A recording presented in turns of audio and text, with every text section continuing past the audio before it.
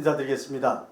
저는 오늘 사회를 맡은 더불어민주당 안양시 만안구 국회의원 강덕구입니다. 오늘 토론회는 정부 방역 지침을 준수하고 그리고 무관중 온라인 줌 화상 토론회로 진행됩니다. 그러다 보니까 한 10여 분 늦었습니다. 그리고 동시에 우리 유튜브 평생학습 타임즈 TV 그리고 김민석 TV 그리고 강덕구 TV에서도 생중계되고 있습니다. 토론회 자료집은 유튜브 더보기란에 여러분 다운받을 수 있습니다. 참고해 주시기 바랍니다. 코로나19가 바꿔놓은 문화 중 하나가 바로 이 온라인 방식의 토론회입니다. 휴일임에도 불구하고 온라인 토론회에 참여해 주신 우리 여러분들께 진심으로 감사의 말씀 드립니다. 그럼 이제부터 국회 연구단체 약자의 눈과 그리고 온 국민 평생 장학금 추진 모임이 공동으로 주최하는 그리고 평생학습타임즈 영등포구청, 광명시, 화성시, 논산시가 원하는 온 국민 평생 장학금 도입과 헌법 31조 시대 토론회를 시작하겠습니다. 참고로 말씀드립니다. 온 국민 평생 장학금 추진 모임은 우리 온 국민 평생 장학금 실현을 위해서 우리 바로 옆에 계시는 김민석 국회의원 그리고 박승원 광명시장, 황명선 논산시장, 서철모 화성시장 그리고 최열일 영등포구청장 저와 함께하는 모임입니다. 오늘 토론회는 대한민국의 평생교육 체제 구축과 한국형 기본소득으로서의 온 국민 평생 장학금 실현을 위한 준비 모임입니다. 저희들은 이 온 국민 평생 장학금이 국가 핵심 과제가 되어야 된다고 생각을 하고 우리 국민 평생 교육 보장 시스템 도입을 위해서 각계 전문가와 다양한 의견을 들었습니다. 오늘은 공식적으로 그 의견을 듣고 논의하는 자리입니다. 먼저 본격적인 토론에 앞서서 우리 류은혜 사회부총리 그리고 이재명 경기도지사의 축사를 영상으로 시작하도록 하겠습니다.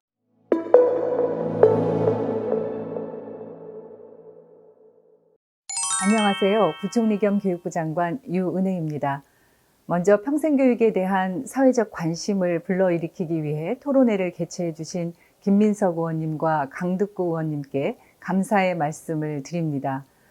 더불어 휴일에도 불구하고 평생교육에 대한 관심과 애정을 갖고 토론회에 참석해 주신 전문가 분들과 토론회를 시청하시는 국민 여러분께도 감사드립니다. 우리의 삶은 4차 산업혁명으로 인한 기술혁신과 코로나19 확산으로 인해서 예측하기 어려운 중대한 변화에 직면해 있습니다. 이렇게 급격히 변화하는 환경에 대응하기 위해 개개인의 역량과 가치의 중요성이 더욱 커지면서 배움도 특정 시기가 아닌 전 생애에 걸쳐 이루어질 필요가 있습니다. 문재인 정부는 모든 국민의 평생학습을 책임지기 위해 성인 평생학습 활성화를 국정과제로 추진하고 있습니다. 다양한 분야의 온라인 교육 콘텐츠를 개발해서 포스트 코로나 시대에 적합한 비대면 교육체계를 갖춰가고 있고 성인 문해교육 확대를 통해서 배움의 온기를 불어넣었습니다. 아울러 저소득층 성인의 평생교육 기회를 좀 더 내실 있게 보장할 수 있도록 평생교육 바우처의 규모를 지속적으로 확대하고 있습니다. 정책과 제도는 더 많은 국민들께서 관심을 보이고 참여해 주실 때 더욱 발전할 수 있는 만큼 오늘 토론회가 우리가 함께 만들어가는 미래형 평생학습 체제의 토양이 되기를 기대합니다. 교육부도 평생교육의 진흥에 최선을 다하겠습니다. 고맙습니다.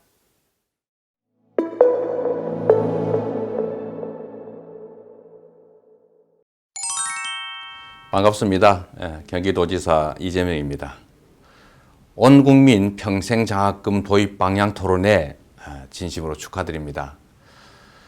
4차 산업혁명 시대가 목전입니다. 미래로 가는 변화의 속도가 정말 빠릅니다. 변화를 따라잡는 동시에 소외되는 사람이 없도록 해야 됩니다. 이를 위한 현실적이고도 유일한 대안이 바로 기본소득입니다. 그래서 어쩌면 기본학비라고도 이름 붙일 수 있는 온국민 평생장학금 논의가 정말로 반갑습니다. 국가에서 평생교육을 책임지자는 발상이 상당히 흥미롭습니다. 이번 토론회가 모두가 행복한 미래를 준비하는 뜻깊은 자리가 되기를 바랍니다. 다시 한번 토론회 진심으로 축하드립니다. 고맙습니다. 축사 영상을 해주신 두 분께 감사드립니다. 이외에도 서면으로 축사를 보내주신 분들이 계십니다. 이낙연 더불어민주당 당대표님, 그리고 이재갑 고용노동부 장관님, 그리고 김신일 전 부총리 겸 교육부 장관님, 성경융 경제인문사회연구회 이사장님께 감사의 말씀 드립니다. 다음은 오늘 토론회에 참석해 주신 발제자와 그리고 토론자 여러분을 소개해 드리도록 하겠습니다. 먼저 발제를 맡으신 김민석 국회의원님이십니다. 토론자는 토론 순서인 가나다 이름 순으로 소개해 드리도록 하겠습니다. 먼저 강대중 서울대 교육학과 교수님이십니다. 인사하셨죠? 예. 다음은 구현희 교육부 평생미래국 국장님이십니다. 예, 감사합니다. 다음 박윤수 숙명여대 경제학과 교수님이십니다. 예. 다음은 서철모 경기도 화성시 시장님이십니다.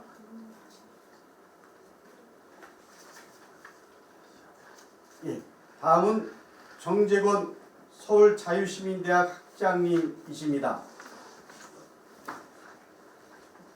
예, 반갑습니다. 다음은 최운실 유네스코 국제평생학습기구 부의장님이십니다. 예, 감사합니다. 그러면 지금부터 본격적인 토론에 들어가도록 하겠습니다. 먼저 오늘 발제는 온국민 평생장학금 도입을 처음으로 제안해 주시고 그리고 중심적인 역할을 해주고 계시는 김민석 의원님의 발제가 있겠습니다. 주제는 온국민 평생장학금 도입으로 헌법 제31조 시대를 열자입니다. 네, 반갑습니다. 잘 들리시나 모르겠습니다. 네, 저를 포함해서 다들 이 평생 교육을 많이 받고 있습니다. 지금 이 화상 토론회를 이렇게 하는 것 자체가 지금 어려운 연습을 지금 하게 되는 것 같습니다. 제가 발제문은 토론자들을 위해서 별도로 배포가 되어 있기 때문에 발제문 전체는 추후 자료집을 통해서 확인해 주시면 좋겠고요. 오늘은 PPT 간단하게 아마 화면으로는 PPT만 보시게 될 것입니다. PPT를 보시면서 제가 말씀을 드리도록 하겠습니다. 어떻게 살 것인가? 평생 행복하게 살아갈 방법은 무엇이냐? 오늘 토론은 그 질문부터 시작을 합니다. 오늘 흔히 우리가 모두들 이제 문명의 대전환 시대다 이렇게 이야기를 합니다.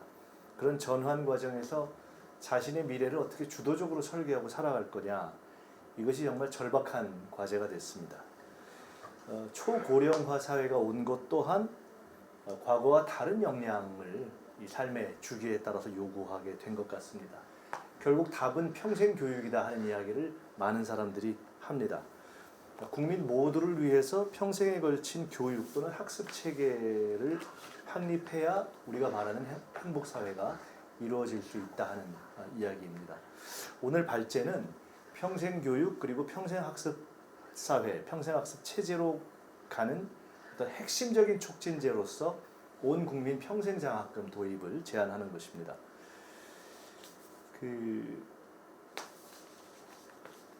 우리나라는 헌법과 법률, 헌법, 교육기본법, 평생교육법 이런 그 헌법과 법률을 통해서 평생교육의 중요성을 유례없이 강조해온 나라이고요.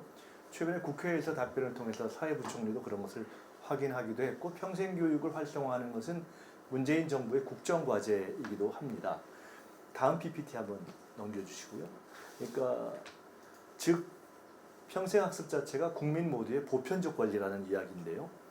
그뿐만 아니라 내용도 흔히 이야기하는 그 재취업이나 여가 선용을 위한 것뿐만이 아니라 문자 획득, 직업 능력, 인문 교양, 시민 참여 등 전방위적 학습을 내용으로 하고 있습니다.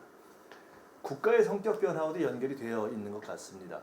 문명이 급변하고 있는 시대이기 때문에 모든 사람이 언제라도 지식 약자로 될 수 있는 그런 위험 앞에 노출되어 있습니다. 이제 국가의 본질이 지식 정보화, 초고령화, 자동화, 인공지능 도입, 4차 산업혁명 이런 변화 속에서 과거의 경찰국가, 발전국가로부터 이제는 학습국가, 행복국가로 진화하고 있는 것 아닌가 싶습니다.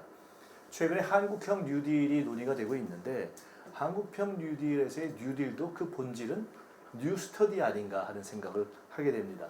디지털 뉴딜, 그린 뉴딜, 즉 디지털 사회로 가는 것도 그린 사회로 가는 것도 국민들의 자발적인 학습이 동력이 안 되면 불가능한 것 아닌가 싶습니다.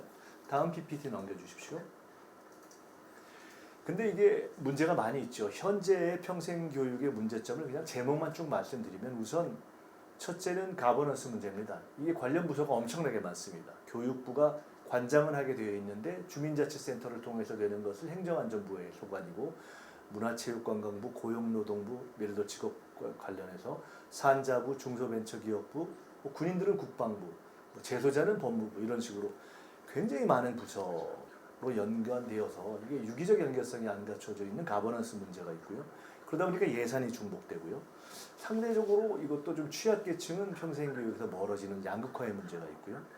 그리고 평생교육을 이렇게 제공할 수 있는 경험과 능력을 갖춘 분들이 더 많이 제공할 수 있게 하는 공급 측면의 문제와 함께 수혜자들은 평생교육을 받고 나면 꼭 학위가 아니더라도 적절한 학력 인증을 해줄 수 있게 하는 규제 혁신의 문제가 있습니다. 그리고 막상 평생교육을 직장에 다니고 있는 중에 받으려면 시간이 필요한데 그런 학습 여건을 보장해주는 문제가 있고요. 또 현재 평생교육 예산이 교육 예산의 1% 수준이기 때문에 이걸 어떻게 늘릴 거냐는 예산 문제가 있고 지금 평생교육 바우처의 경우에는 원칙 자체는 보편주의라고 이야기하지만 사실상 취약계층을 중심으로 진행되고 있기 때문에 그런 선별성 문제가 또한 있는 것 같습니다. 그 외에도 국가나 국민 전체가 평생교육이 과연 보편적 권리냐 하는 부분에 대해서 인식을 못하고 있는 인식 제약의 문제 등등 다양한 문제를 가지면서 평생교육은 제도권 교육의 잔여적인 영역에 머물고 있다고 봅니다. 다음 PPT 보여주십시오. 그래서 오늘 저희가 제안하는 온 국민 평생 장학금, 영어로 얘기한다면 People's Lifelong Scholarship이라고 할 수 있는 헌법과 법률이 보장하는 보편적 시민권으로서의 평생 교육을 실질화하기 위한 방법으로서의 온 국민 평생 장학금을 제안하게 된 것입니다. 이것은 구조를 말씀드리면 국민 누구나 국가나 지방정부로부터 바우처나 어떤 계좌 형식으로 평생학습 비용을 받고요. 그걸 자기가 평생 원하는 어떤 시기에든 원하는 내용의 교육 프로그램을 받을 수 있도록 하고 또 그것을 원하는 교육기관이나 개인으로부터 제공받도록 하는 그런 평생학습 플랫폼 또는 인생 플랫폼, 라이프 플랫폼이라고 할 수 있습니다.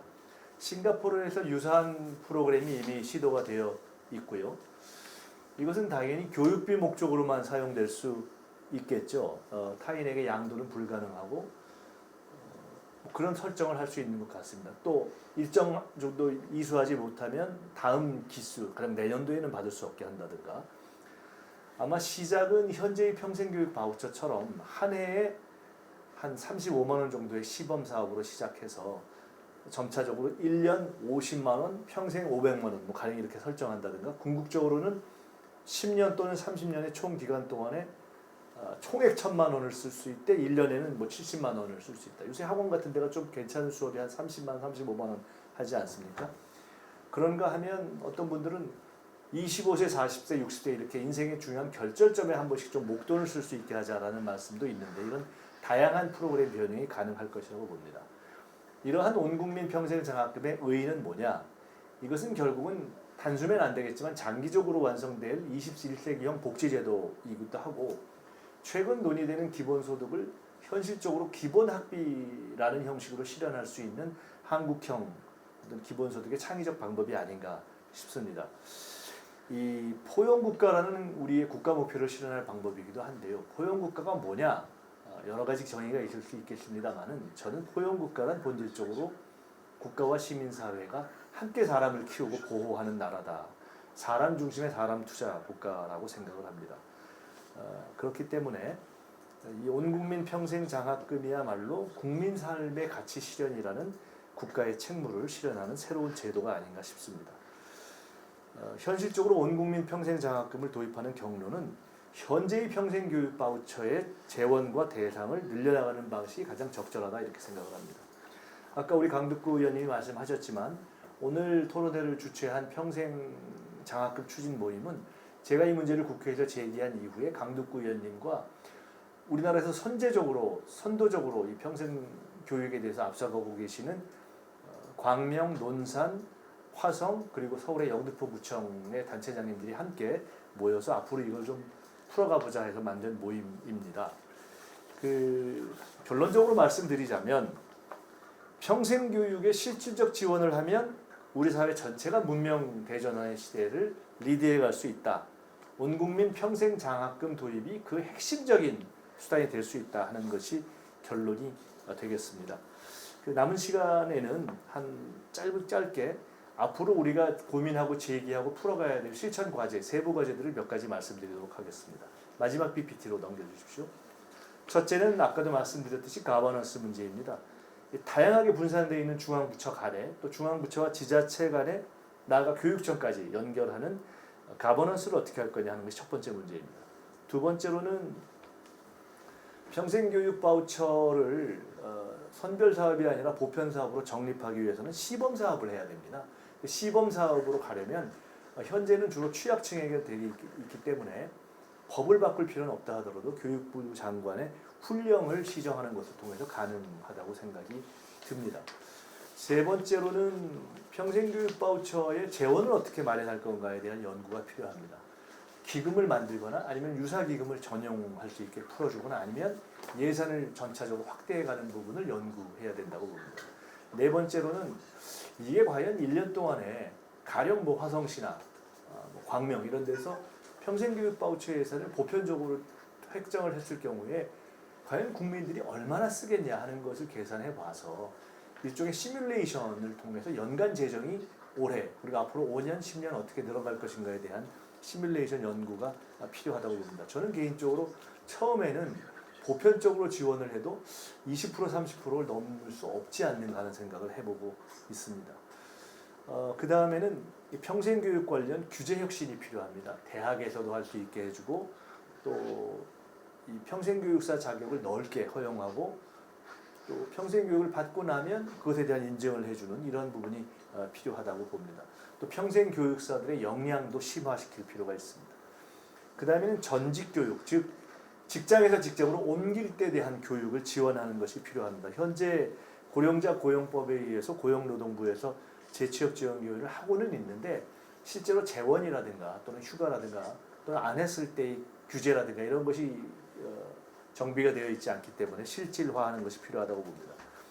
평생교육기관의 정비도 필요하다고 봅니다. 지금 내용적으로 보면 대학, 전문대, 방송대, 폴리텍 등등 다양한 기관이 있고요. 지역에서도 자치센터, 도서관, 박물관, 뭐 문화센터, 복지관에서 사실상의 평생 교육을 하고 있기 때문에 그에 대한 이 조정이 필요하다고 봅니다. 그 전체에 대한 모니터링을 어디선가 유기적으로 해줄 필요가 있다고 보고요. 또 하나 중요한 것은 최근에 이 주민자치가 발전하면서 주민자치회가 이렇게 시도가 되고 심화되고 있는데 결국 주민자치회가 평생교육의 장이 돼야 되고 그러자면 주민자치센터도 평생학습센터로 발전해 가야 되는데 그 계획이 뭐냐는 걸 정리할 필요가 있고요. 공간도 평생교육을 위해서 자꾸 공간을 만드는 것이 아니라 현재 학교나 대학, 공공시설 등의 공간을 활용할 때 대한 연구가 필요하고요.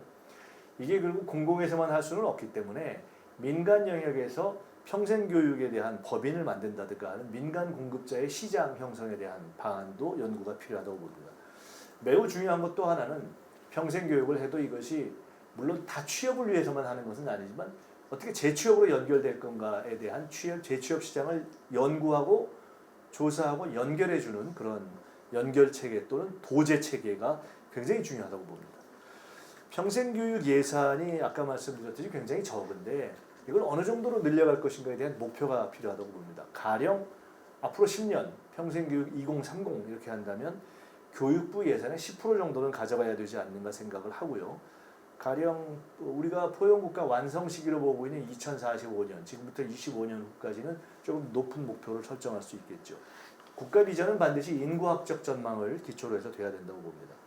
또 하나 강조하고 싶은 것은 평생교육이 현실적으로 정치사회교육 또는 시민교육 또는 세계시민교육과 분리되기가 어려울 것이다. 환경교육도 그렇고 그런 내용이 있는데 이것이 정당적으로 또는 정파적으로 오해되거나 왜곡되지 않을 수 있는 객관성을 어떻게 확보하는가 하는 것이 중요하다고 봅니다. 컨텐츠도 고급화가 돼야 됩니다. 최근 코로나19를 맞아 진행되고 있는 디지털화도 평생교육에서 진행돼야 되고요.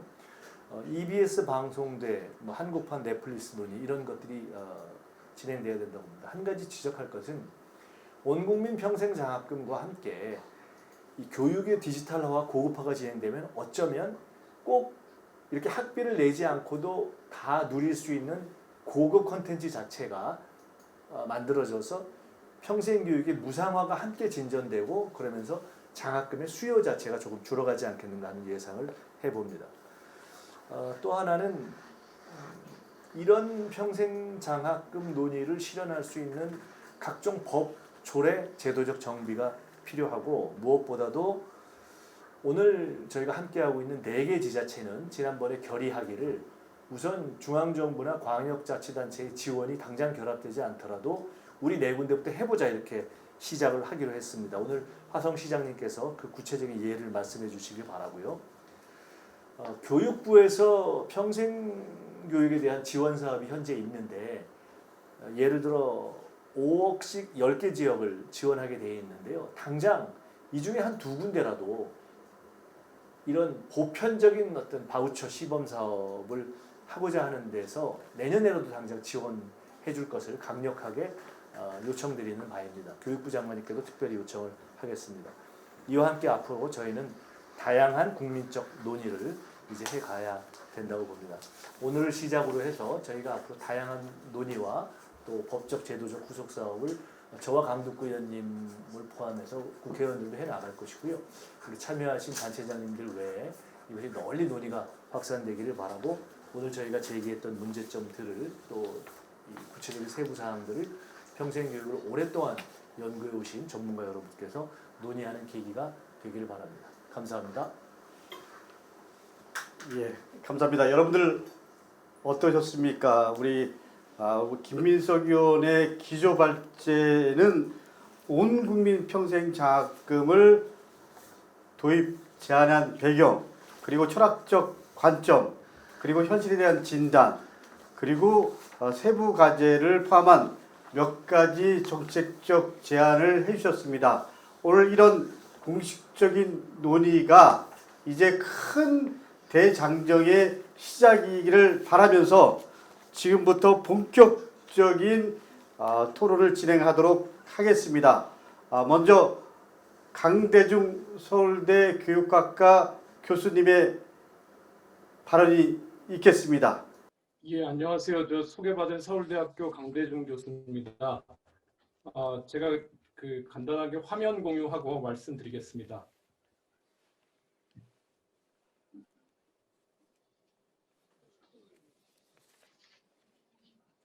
예, 공유가 됐을까요? 네, 예, 된 것 같습니다. 오늘 김민석 의원님 기조 발제해 주신 내용에 되게 전폭적으로 좀 동감하고 또 2017년에 제가 평생교육 바우처 제도를 국회 여러 번 토론회나 뭐 이런 데서 제안하고 그래서 지금 소액으로 실시되고 있는데 이 온국민 평생교육 장학금, 평생장학금이라는 걸로 조금 더 한 발 더 정책이 발전할 수 있을 것 같아서 매우 뜻깊은 자리라고 생각합니다. 1980년도에 헌법 31조 5항이 이제 우리 헌법에 들어선 이후에 평생교육과 관련해서 정책을 되게 크게 두 가지로 구분할 수 있다고 저는 생각합니다. 하나는 학력 보완을 위해서 여러 가지 제도들이 도입되고 또 그와 관련된 지원들이 있었습니다. 대개 학교 교육의 연장선상에서 이루어졌고요. 또 각종 교육 프로그램들을 많이 개발했습니다. 교육부가 중심이 돼서 이 일들을 했고 이 일들이 그 나름대로 상당한 의미가 있습니다. 학교 교육의 시기를 놓치신 분들한테 어떤 보상적인 사회경제적인 평등이나 이런 걸 제공하는 틀이기도 했습니다. 그런데 90년대 후반 이후에 한국 사회의 학력과 무관하게 지역사회 다양한 서비스 기관에서 사회 문제를 해결하기 위해 가지고 교육 프로그램을 제공하는 것이 늘어났습니다. 교육부는 이제 평생학습 도시 정책을 했고요. 노동부는 고용 훈련을 아주 전폭적으로 확장을 했고 또 그동안 이제 다른 사회 서비스를 제공하던 기관들이 이 프로그램을 제공하는 기관으로 성격을 많이 바꿨습니다. 가령 복지관이 대표적이고요. 도서관도 이제 도서 대출이나 열람실 기능이 아니라 문화 프로그램을 하는데 그 내용을 들여다보면 다 이제 주민들을 위한 학습 지원하는 기능입니다. 물론 박물관이나 문화관 같은 곳들도 많이 성격이 바뀌었습니다. 저는 이런 것이 일종의 문명 전환의 큰 징후라고 생각합니다. 교육부 중심으로 해서 국가교육정책이 학교를 중심으로 어떤 인력의 양성을 해오던 산업시대로부터 소위 산업화 이후 시대 혹은 후기 산업시대 더 나아가서는 소위 포스트 모더니즘이라고 하는 큰 문명의 전환 징후가 우리 사회에서도 90년대 중후반 이후로 본격적으로 시작됐고 지난 20여 년 동안 정부의 거의 모든 부처가 이 전체 국민을 대상으로 한 교육 프로그램 제공에 나서고 있습니다. 저는 이런 정책들이 일종의 평생학습 정책이라고 우리 사회에서 좀 구분해서 부를 필요가 있다고 생각합니다. 그동안에 제가 평생교육 바우처나 또 평생학습 계좌 또 아직 없지만 평생학습 기금 같은 것을 고민하면서 좀 꿈꿔본 것들이 있습니다. 좀 길게 인용을 하고 싶은데요. 국민이 태어나서 출생을 신고하면 평생학습 계좌가 자동으로 만들어집니다. 출생을 기념함으로 부모에게는 출산 장려금을, 신생아에게는 평생학습 씨앗금을 신설 계좌에 넣어줍니다.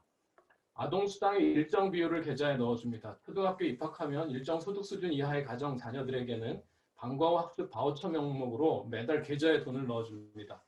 학습하는 명목이라면 어디든 언제든 쓸 수 있습니다. 학교 이탈 청소년들에게는 1인당 표준교육비를 계좌에 넣어줍니다. 학교 밖에서 학습 생활을 계속하는데 돈이 없어서 못하는 일이 생겨나지 않도록 국가가 책임집니다. 고졸 취업 혹은 고졸 구직자에게 특별히 더 넣어줍니다. 고졸 학력으로 평생을 살아갈 수 없는 시대입니다. 대학 졸업하고 정규직 취업을 2년 안에 못하면 또 줍니다. 사회 진출이라는 생애 전환 과정을 분명히 우리 사회가 응원해야 합니다. 취업하면 연말정산, 종합소득세 환급받는 금액의 일정 비율을 평생학습 계좌에 적립합니다. 소득 수준에 따라 국가가 개인 적립금에 대응해서 더 넣어줍니다. 임신, 출산, 육아 단계에 여성에게 넣어줍니다.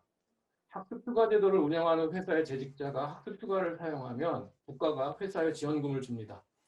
소득세를 납부한 지 5년, 10년, 20년, 30년, 40년 되면 인센티브로 넣어줍니다. 그 전후에 생애 전환기에 학습해야 하기 때문입니다. 이런 제도가 제가 꿈꾸고 있는 거긴 하지만 지금 소액으로 국가정책으로 하고 있는 평생교육 바우처를 확대함으로 좀 더 실현 가능성이 있다고 생각합니다. 한 3단계 정도를 생각해 봤는데요. 1단계로 지금 현재 평생교육 바우처 수혜자 선정 기준의 소득 기준을 완화합니다. 지금이 중위소득 65%로 되어 있습니다. 이것을 중위소득 100% 이하로 확대합니다. 2020년에 중위소득이 4인 가구 기준으로 474만 9,174원이었습니다. 이 중위소득에 미치지 못하는 가구의 구성원들에게 바우처 신청 자격을 부여합니다. 물론 지금보다 예산을 좀 더 늘려야 할 것 같습니다. 2단계로 고용보험 미가입자로 확대합니다. 2019년 기준으로 고용보험 피보험자가 1,386만 4천 명입니다. 20세 이상 인구가 4,300만입니다. 고용보험 혜택을 보지 못하는 국민이 엄청나게 많습니다. 3단계로 전 국민 대상으로 언제든 필요할 때 찾아 쓰는 시스템을 구축할 수 있을 것 같습니다. 이때 고용보험은 지금은 훈련 용도로도 많이 쓰고 있는데요. 실업급여 기능으로만 고용보험을 흡수할 수 있을 것 같습니다. 예산이 얼마 들지 사실은 더 정교한 연구들이 필요합니다. 근데 대략 제가 국가평생교육진흥원에 있는 고영상 박사하고 같이 좀 고민해 본 결과 35만 원씩 20세 이상 인구 4,300만 명에게 매년 지급하면 15조 원이 듭니다. 그중에 70%, 최대로 잡아서 70%가 평생학습에 참여한다고 가정하면 10조 5천억입니다. 매년입니다. 교육부 고등교육 예산 1년치와 비슷한 규모입니다. 관리체제 구축이 필요합니다. 국가와 광역과 기초 수준을 이어야 되는데요. 우선 시범 사업을 통해 가지고 시스템이 필요합니다. 현재 이걸 운영하고 있는 국가평생교육진흥원이 광역 연계 시스템을 개발할 필요가 있습니다. 또 매뉴얼도 필요하고요. 바우처 참여 홍보가 더 적극적으로 이루어져야 합니다. 또 금융기관과 이게 연계되어 있기 때문에 어떻게 이걸 잘 시스템을 안정적으로 구동할지 사실은 상당한 오랫동안 좀 준비가 필요합니다. 현재 17개 광역 평생교육진흥원이 이용자 바우처를 이용하는 사람들을 지원하고 또 지역 내에 사용기관들과의 네트워크를 잘 꾸려야 됩니다. 기초지자체 수준에서는 학습자의 접수나 안내나 상담 기능을 해야 됩니다. 이걸 위한 전문 인력이 진짜 필요합니다. 학교의 교사가 전국에 학교가 한 11,000개 정도, 유치원까지 하면 11,000여 개, 12,000개쯤 있는데요. 교사가 다 있습니다. 이게 온 국민이 참여하는 이 평생교육 장학금 시스템이 구동하려면 전문 인력이 필요한데 학교를 안내하는 사람도 필요하고 교육 운영하는 사람들도 필요하고 또 프로그램을 평가 인증하고 기관들을 좀 제대로 점검하는 인력이 필요합니다. 국가 자격으로 평생교육사 제도를 운영해 왔는데 어느 부분은 평생교육사들이 좀 담당할 역할들이 있을 것 같습니다. 바라건대 원국민 평생장학금이 평생학습 문화를 한국 사회에 확실히 확산시키는 데 기여할 것이라고 생각합니다. 이 문화가 확산된다면 지금 우리가 겪고 있는 사회 갈등과 사회 문제를 좀 대화와 타협으로 풀어가는 길이 좀 더 빠르게, 좀 더 넓게 열릴 것 같습니다. 평생학습은 학교학습과 다르기 때문입니다. 학교학습이 입시와 진학이라는 것에 발목 잡혀서 제 기능을 못하고 있는 우리 사회에서 평생학습이 정말 국민들의 삶을 보듬고 길러내는 역할을 할 수 있을 것 같습니다. 평생학습하는 시민은 비판적으로 사유하고 또 창조적인 결과물들을 갈구합니다. 또 평생학습하는 시민은 해본 분들은 학습의 근본 원리가 결국은 사회적인 연대라는 것을 알고 있습니다. 저는 평생학습이 집단지성을 형성하는 유일한 길이라고 생각합니다. 한국 사회 도약을 위해서 오늘 김 의원님 제안하신 온국민 평생장학금 이게 조금 더 한 걸음 더 나갈 수 있기를 간절히 바랍니다. 감사합니다. 우리 강대중 교수님 말씀 잘 들었습니다. 우리 김민석 의원 기조발제에 적극적으로 공감한다고 말씀하시면서 1980년 헌법 제31조 5항에 이 평생학습은 국가가 진행할 의무가 있다 이후에 우리 큰 틀의 정책 기조의 변화를 서술해 주시고 말씀해 주시고 그리고 본인이 꿈꾸고 있는 평생학습 사회에 관련된 나름대로 비전들을 말씀해 주셨습니다. 마지막 말씀은 평생학습은 집단 지성을 형성하는 유일한 길이다. 한국 사회의 도약을 위해 간절히 필요한 것들이다. 공감합니다. 다음은 구현희 평생교육 미래교육국 국장님께서 발언해 주겠습니다. 우리 구현희 국장님.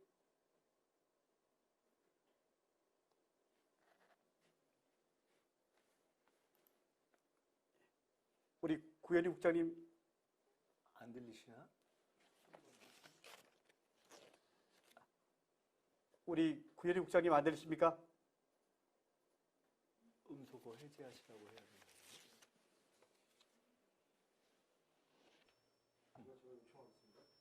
그러면 안녕하세요. 저 교육부 평생미래교육국 구현희 국장입니다. 들리시나요?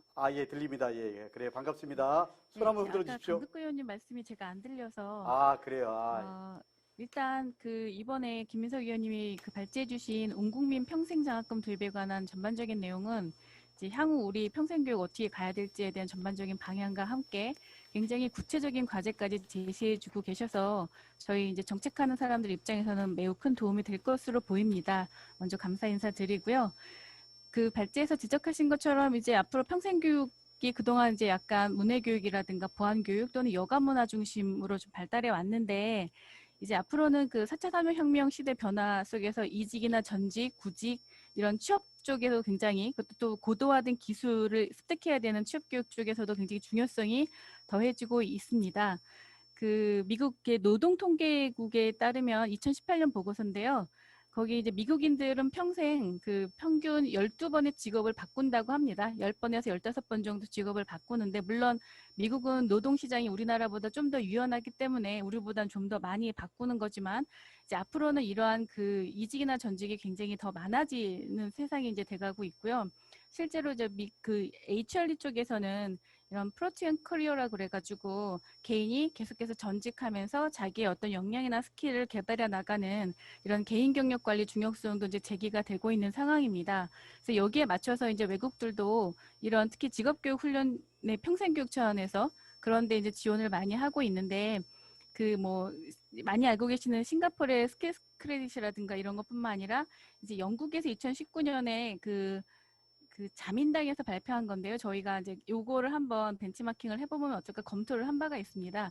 자민당에서 2019년에 플랜 포드 퓨처라고 해서 스킬스 월렛이라는 프로젝트를 이제 발표를 했습니다. 그래서 국민 1인당 일생에 거쳐서 10,000파운드를 주는데 25세 때 4,000파운드, 40세 때 3,000파운드, 그리고 55세 때 이제 3,000파운드 이제 이렇게 주는 제도입니다. 근데 뭐 이게 어떻게 될지는 이제 앞으로는 모르겠지만 저희가 이제 요거를 보고 만약에 우리나라에서도 그럼 이거를 이런 방식으로 도입을 하면 어떻게 될까 저희가 한번 시뮬레이션을 돌려봤습니다.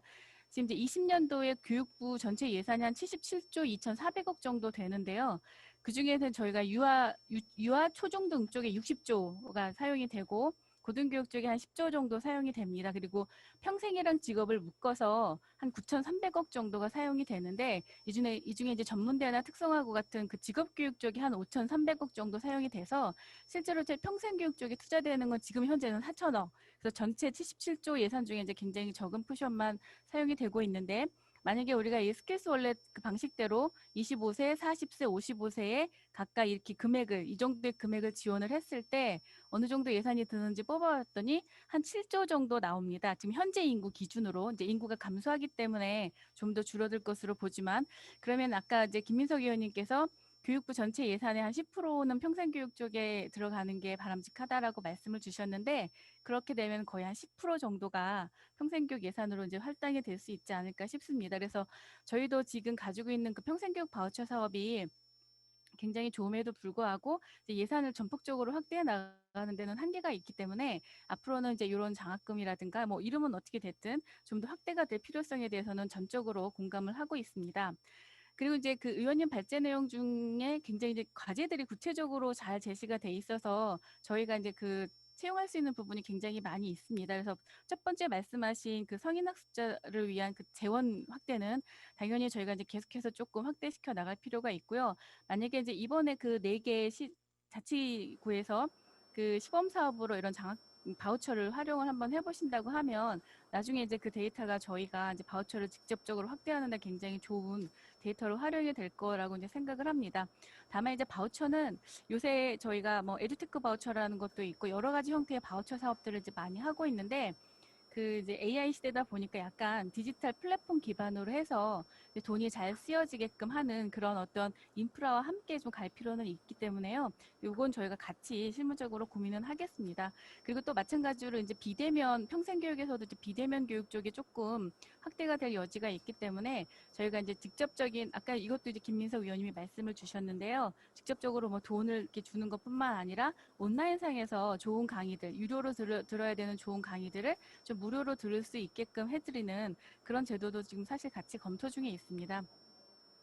그리고 이제 그 규제 완화 부분이 사실 굉장히 중요한 파트인데 이 부분에 대해서 저희도 지금 많이 고민을 하고 있습니다. 특히 대학이 이제 앞으로는 그 학령기 아동 중심에서 조금 벗어나서 성인 학습자들을 대상으로 하는 그 교육의 중심 기관 역할을 하면 어떨까 하는 생각을 저희가 가지고 있습니다. 근데 지금 아무래도 학령기 중심이다 보니까 이제 여러 가지 많은 성인 학습자에게 적합하지 않은 교육 운영이라든가 학사 운영 등이 이제 이루어지고 있는데요. 이런 부분은 이제 과감하게 조금 해소를 할 필요는 있습니다. 근데 이제 대학의 어떤 규제 완화 부분에 대해서는 고려돼야 되는 부분들이 이제 굉장히 많기 때문에 지금 이제 저희가 생각하고 있는 부분은 이것도 한번 시범으로 성인 학습자들을 대상으로 하는 그런 대학들에 대해서, 그러니까 그런 프로그램에 대해서는 그 고등교육법과 관련 법령에서 있는 여러 가지 규제를 조금 완화하는 시범 사업을 하면 어떨까 하는 생각을 지금 저희가 구상을 하고 있습니다. 그래서 고등교육 법령을 이제 고쳐서 뭐 규제 샌드박스처럼 이렇게 적용을 할 수도 있겠지만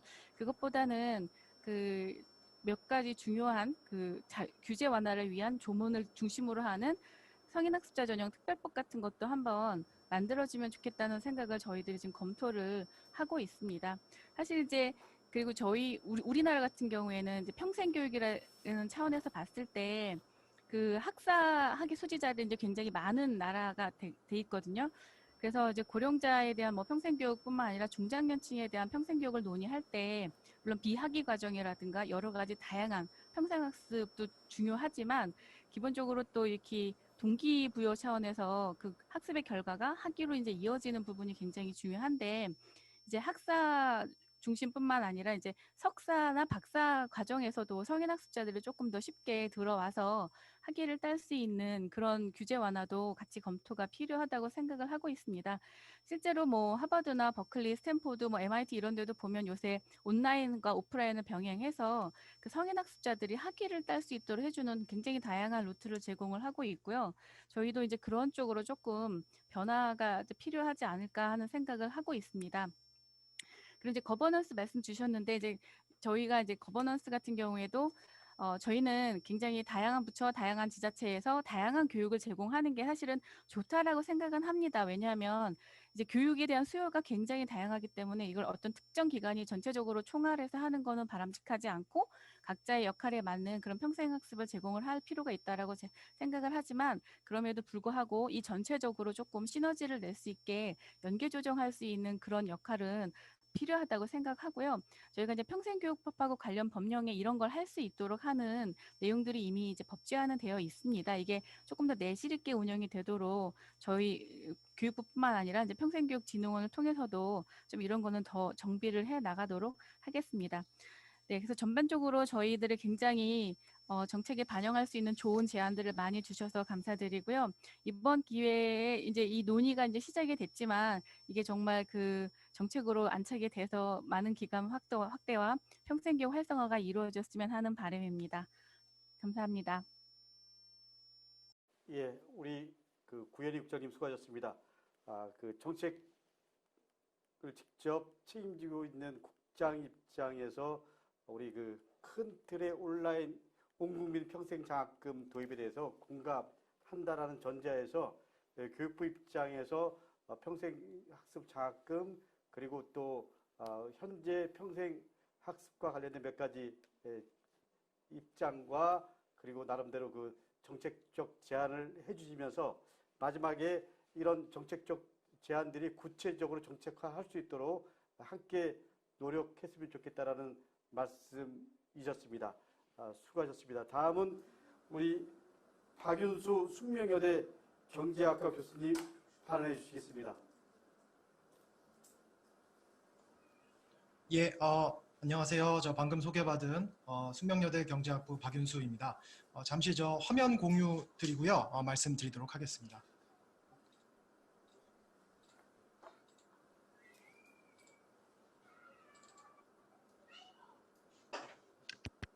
예, 잘 보이시나요? 예. 예, 오늘 이제 저 뜻깊은 자리에 초대받아서 저 영광이고요.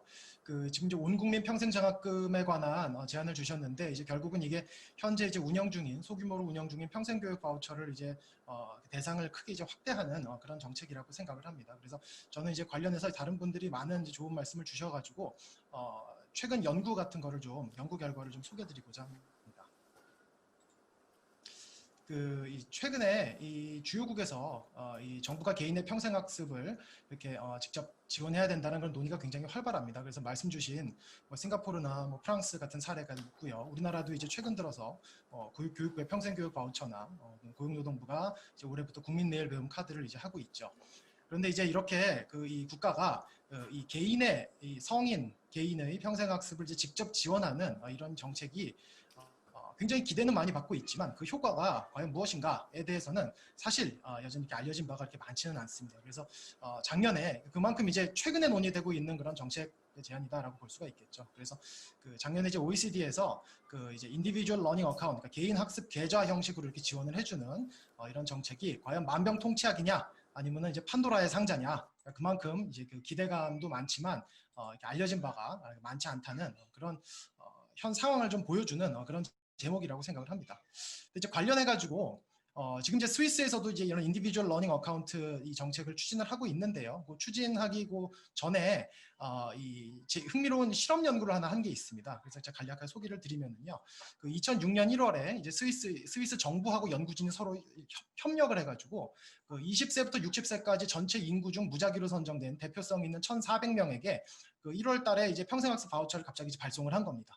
그리고 이 바우처는 6개월 이내에 사용을 해야 되고 일부러 이 적정 바우처 금액이 얼마인지를 알아보기 위해 가지고 200, 750, 1,500 프랑 정도로 이렇게 금액도 다 변화했습니다. 대략 1 스위스 프랑이 한 미화로 1달러 정도 된다고 보시면 됩니다. 그래서 이제 그 정도 되고요. 그다음에 이제 이렇게 이 바우처를 받은 사람들이 그 당해에 학습에 어떻게 참여를 했는가를 파악하기 위해 가지고 이제 대조군 9천여 명하고 이제 비교를 했고, 그다음에 그 이듬해에 2006년에 바우처를 받은 사람들이 2007년에 그 동인으로 자발적으로 또 학습에 자기가 참여를 했는가, 또 어떤 노동시장 성과에는 어떤 변화가 발생했는가를 이렇게 분석하는 그런 연구를 했습니다. 그래서 주요 결과를 좀 말씀드리면은요, 일단 이런 바우처가 평균적으로 이제 학습 참여율을 한 10%포인트 정도 향상을 시켰습니다. 그래서 자세히 말씀을 드리면은 실험군의 한 40%가 학습에 참여를 했고요, 대조군의 한 30%가 학습에 참여를 했습니다. 근데 이제 이 부분이 바우처가 유효하다는 걸 보여주지만 동시에 사람을 학습에 참여시키는 게 얼마나 어려운지를 또 보여주는 그런 사례이기도 합니다. 달리 표현해서 지금 바우처를 받은 사람이 40%만 학습에 참여했다는 얘기는 나머지 60%는 바우처를 받아도 학습에 참여하지 않았다는 얘기거든요. 그리고 대조군에서 30%가 학습에 참여했다는 얘기는 달리 표현하면 바우처가 없어도 알아서 학습에 참여하는 사람들이 30% 정도 된다는 얘기입니다. 그러니까 정리해서 말씀을 드리면은 전체 인구를 100이라고 본다면은 30% 정도는 바우처가 없어도 자발적으로 학습에 참여를 하고요. 60% 정도는 바우처가 있건 없건 절대로 학습에 참여를 안 하고, 약 10% 정도 되는 사람들이 바우처 때문에 학습에 참여 안 하다가 참여를 하게 된다는 거죠. 그리고 이 10% 정도 되는 사람이 주로 어떤 사람들이냐라고 봤더니 남성보다는 여성이 많고요. 저학력보다는 고학력에서 참여 유도 효과가 큽니다. 그러니까 우리가 단순히 그냥 바우처만 쥐어주고서 공부해라라고 한다면은 자칫 잘못하면은 고학력자는 더 지식을 갖출 수 있는 기회를 주지만 저학력자나 취약층에게는 그 격차를 더 벌릴 우려도 있다는 거죠. 그리고 이제 그 금액별로 한번 보면은 200프랑보다 750프랑은 분명히 효과가 1.5배도 더 컸습니다. 근데 750과 1,500프랑 사이에는 유의한 차이가 없었습니다. 그러니까 1원당 가치는, 바우처의 1원당 정책 효과는 낮을수록 강해진다라는 걸 또 보여준다라고 보실 수가 있습니다. 그리고 이제 바우처를 어디다 사용했냐, 아무런 제한을 없이 바우처를 줬는데요. 4, 3, 2, 1입니다. 40%는 직무 관련, 30%는 어학, 20%는 IT, 10%는 기타 취미교양. 그러니까 생각보다 사람들이 우리가 아무 제한 없이 바우처 주면은 그냥 취미교양에 쓰지 않겠냐 하는 뭐 그런 우려가 예산 당국에는 있을 수 있겠지만 그게 생각보다 그렇게 크지 않다는 거죠.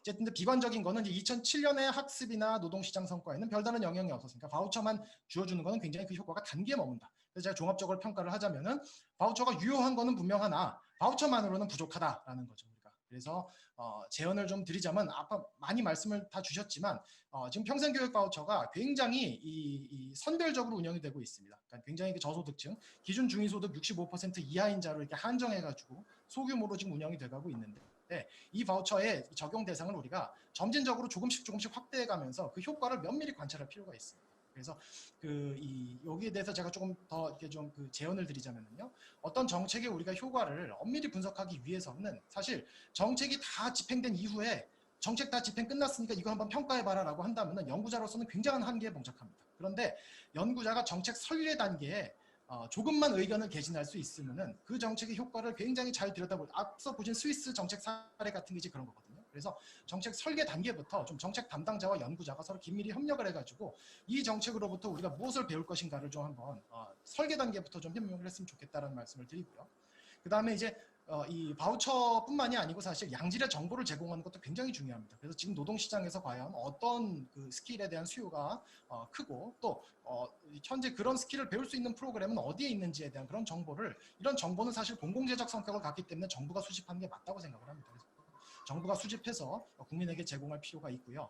뭐 원스톱 온라인 플랫폼, 뭐 의원님께서도 말씀하셨지만 이런 것도 중요하지만 저는 오프라인의 그 서비스의 중요성도 굉장히 중요하다고 생각합니다. 많은 경우에 가장 정부의 지원을 절실히 필요하는 소외계층들은 사회적으로 소외돼가지고 그렇게 정부 서비스를 적극적으로 구하는데 굉장히 소극적이기 쉽습니다. 그래서 이런 오프라인 상담이나 컨설팅 이런 그 어떤 전달 체계도 우리가 확충할 필요가 있고요.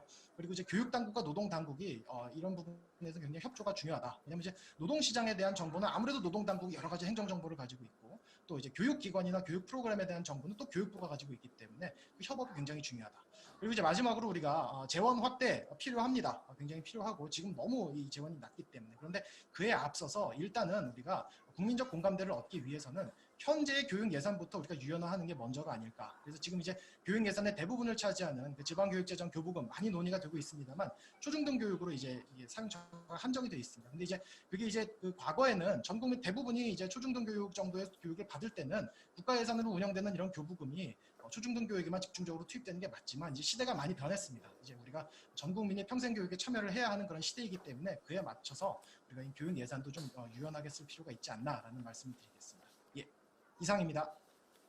예, 박윤수 교수님 수고하셨습니다. 우리 박윤수 교수님은 평생학습 비용을 직접 지원하는 몇 개 나라의 회의 사례를 설명해 주시면서 바우처 제도는 필요하지만 바우처만으로는 부족하다라고 하면서 몇 가지 정책적 제안을 해주셨습니다. 다음은 우리 서철모 경기도 화성시 시장님의 말씀이 있겠습니다. 서철모 시장님. 안녕하세요. 화성시장 서철모입니다. 들리세요? 예, 반갑습니다. 저희 사회전말이 안 들려가지고. 그래요? 들리시나요? 예, 들립니다. 네네, 반갑습니다. 제가 화면 공유 좀 잠깐 하겠습니다.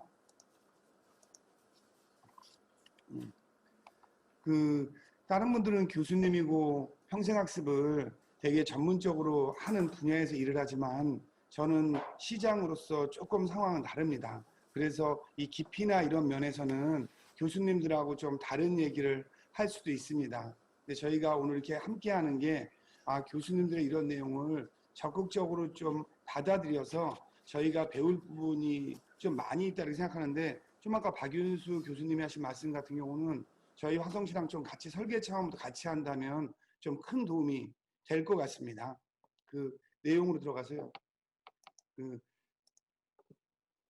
저희는 아까 이론적인 측면이 좀 약하다고 했는데 저희는 이런 생각을 합니다.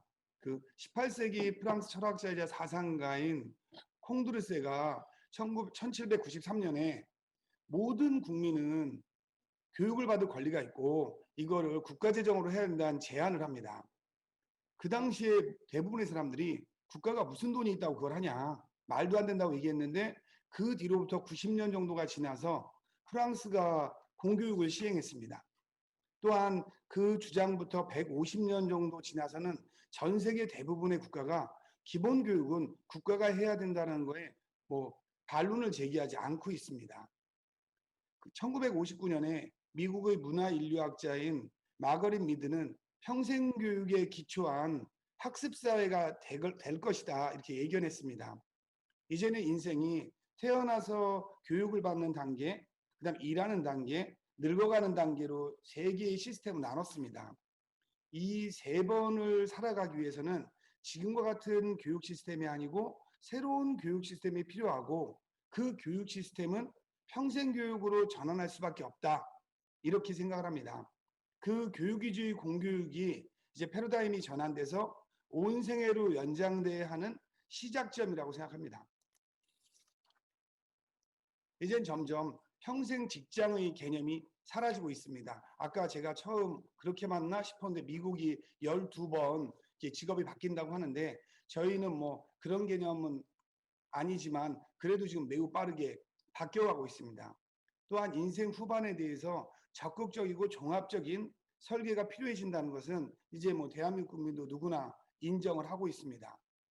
교육을 통해 삶의 질을 좀 더 향상시키고 생애 재설계가 가능하도록 국가가 지원하는 일은 헌법 정신에 입각한 매우 가치 있고 뜻깊은 일입니다. 지금은 좀 빠르다고 생각될 수 있지만 김민석 의원께서 이런 제안을 해줘서 정부에서도 조금 노력을 하고 그 다음에 기초지방정부가 이걸 함께 한다면 아마 좋은 모델을 만들어갈 수 있고 아까 박윤수 교수님이 염려하는 부분도 처음부터 기초단체가 함께해서 설계해 간다면 좋은 몇십 년 후에는 이번 이 논의가 대한민국의 평생학습을 세계적인 모델로도 만들 수 있는 아주 중요한 자리라고 생각합니다.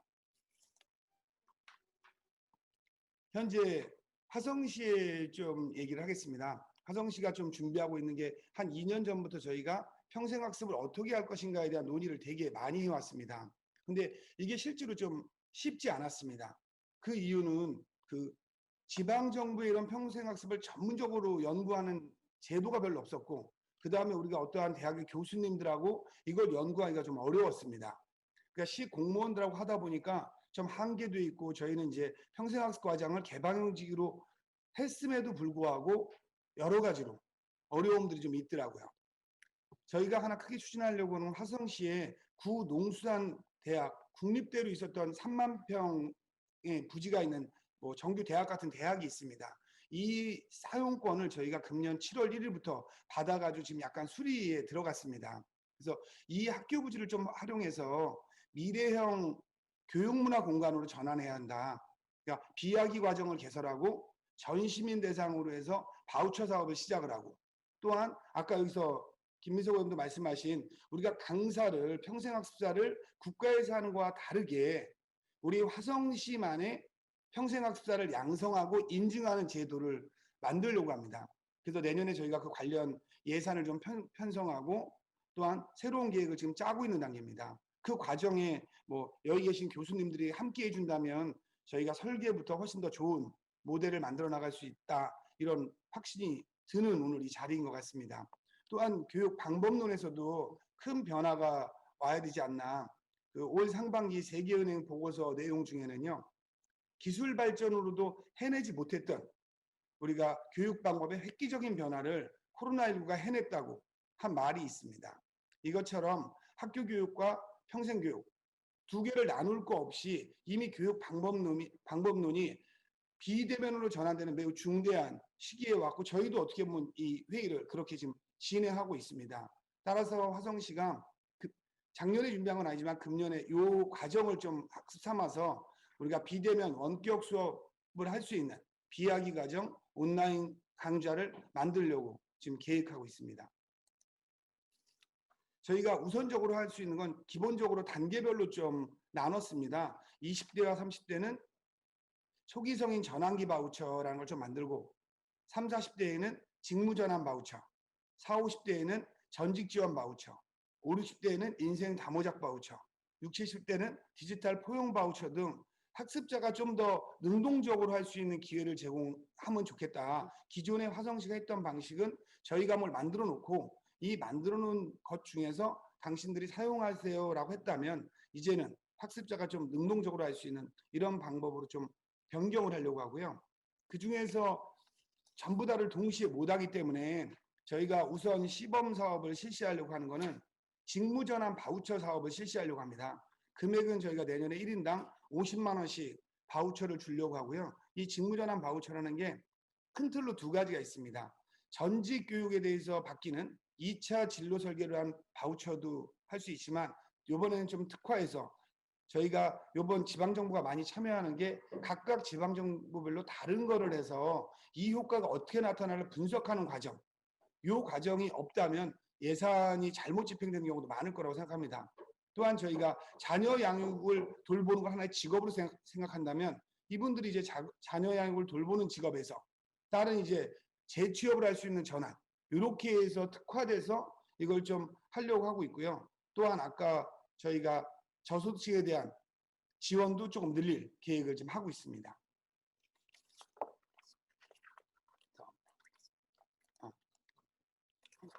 그래서 저희가 여기 계신 교수님들이 저희 시와 좀 함께 협력하고 이 기구를 통해서 한다면 저희가 지금 설계를 하고 있는데도 좀 잘못되고 있는 게 많이 있을 수도 있거든요. 그런 부분에서 좀 큰 도움을 받고 싶습니다. 감사합니다. 서울 회장님 수고하셨습니다. 지방자치 시대에 걸맞는 화성형 평생학습 도시를 꿈꾸고 있는 서철모 시장님, 화성시가 평생학습 도시의 좋은 사례를 만들어 주시기 부탁드립니다. 이어서 우리 정재권 서울자유시민대학 학장님 말씀이 있겠습니다. 반갑습니다. 예, 안녕하세요. 들리시나요? 예, 들립니다. 예. 다시 한번 반갑습니다. 서울자유시민대학에서 학장으로 일하고 있는 정재권입니다. 우선 귀한 자리, 좋은 시간 참여할 수 있게 해주신 데 대해 감사드리고요. 저는 먼저 헌법 31조의 가치를 구현하기 위해 핵심 정책으로 온 국민 평생 장학금이 제한된 것에 대해 무척 바람직하고 시의적절하다고 생각합니다. 헌법이 평생학습을 보편적 시민권으로 규정하고 있음에도 그동안 정부가 그 취에 충분히 갑하는 정책 의지나 수단을 제대로 보여주지 못했기 때문입니다. 특히나 모든 분들이 잘 아시는 대로 지금 우리 사회가 기대 수명이 83살에 이르렀고 이른바 초고령 사회가 됐죠. 또 4차 산업혁명이나 팬데믹 등 문명적 대전환도 맞닥뜨리고 있습니다. 이런 상황에서 모두가 가치 있고 품격 있는 삶을 누리기 위한 평생학습의 실질화는 정말 중요하고 시급한 과제가 아닐 수 없습니다.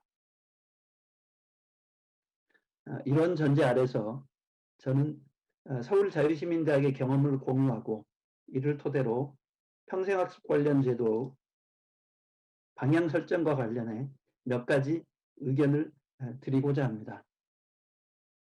지난 2013년 문 열린 서울자유시민대학은 학교는 모토다라는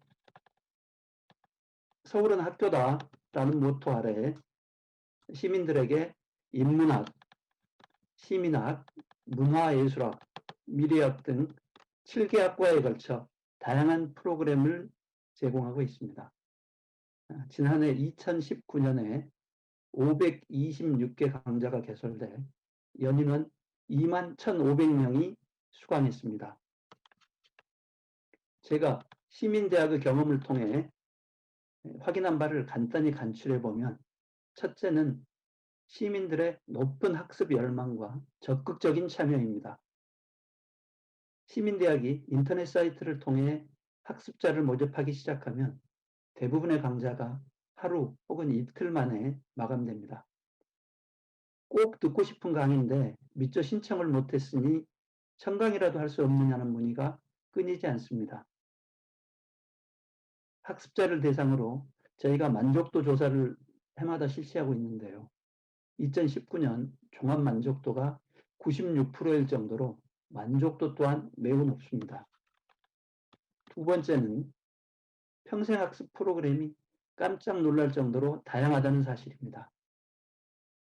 저희 대학은 자체 기획하는 강좌도 있지만 대학, 자치구, 인문단체, 기업 등 여러 곳과 협업을 통해 많은 강좌를 제공하고 있습니다. 저희는 이를 모자이크형 시민대학 모델이라 부릅니다. 이 자리에 두 분의 대학 선생님이 나와 계십니다만 그 대표적인 사례가 대학 연계 시민대학입니다.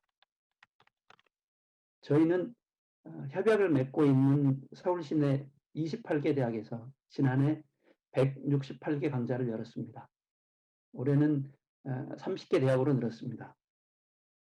해당 대학이 가장 강점을 지니고 있는 분야를 중심으로 대학 강의실에서 수준 높은 강좌를 직접 진행하고 있습니다. 대학이 시민들에게 문을 열고 배움을 통해 함께 어울리고 있는 겁니다. 이런 네트워크 협력을 통해 우리 사회 평생학습의 생태계가 매우 풍부하고 다채로워지고 있습니다. 셋째로, 그럼에도 불구하고 공적 영역에서 시민들에게 제공되는 평생학습 기회는 크게 부족한 것 같습니다. 서울의 경우 저희 시민대학이 평생학습의 모든 건 아니겠습니다만 저희 대학만을 보면 지난해 학습자 수가 순 인원이 5,500여 명 정도였습니다. 서울시 전체 성인 인구의 0.1%도 되지 않습니다. 지금 시민들은 다양하고 수준 높은 평생교육 프로그램에 목말라 있다고 저는 생각합니다. 시야를 서울시 바깥으로 넓히더라도 아마 사정은 크게 달라지지 않을 겁니다. 이런 경험 아래서 제가 몇 가지 의견을 드리고 싶습니다. 첫째로 모든 분들께서 말씀하셨듯 평생교육 예산의 대폭 확충이 무엇보다 필요한 것 같습니다.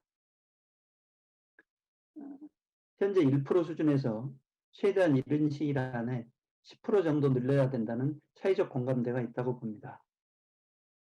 그리고 이런 예산의 일정 부분이 기본소득 성격을 지닌 온 국민 평생 장학금으로 지급되는 것은 큰 의미가 있다고 생각합니다.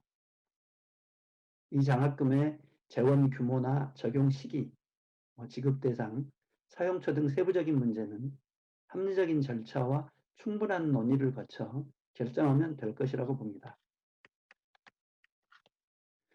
두 번째로는 현재 평생교육의 중장기적 정책 방향을 결정하는 주무부처가 교육부인 상황인데요. 이를 총리실 정도로 격상시키는 게 어떤가 하는 의견을 드리고 싶습니다. 앞서 김 의원도 충분히 말씀하신 것처럼 교육부, 행안부, 고용노동부, 여가부, 보건복지부 등 여러 부처로 평생교육의 영역이 흩어져 있다 보니 그 유기적 연계성이 낮고 예산 중복 문제도 꽤 큰 문제로 제기되고 있는 것 같습니다.